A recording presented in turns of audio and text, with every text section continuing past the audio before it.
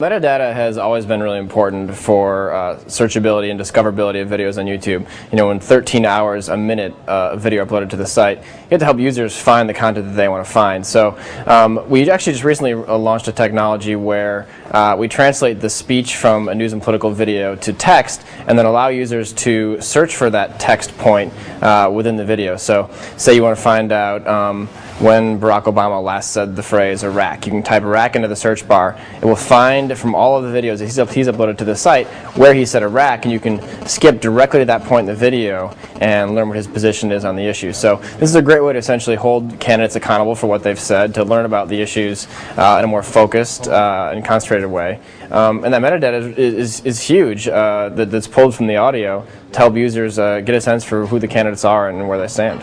Is this the first time that this process exists on YouTube?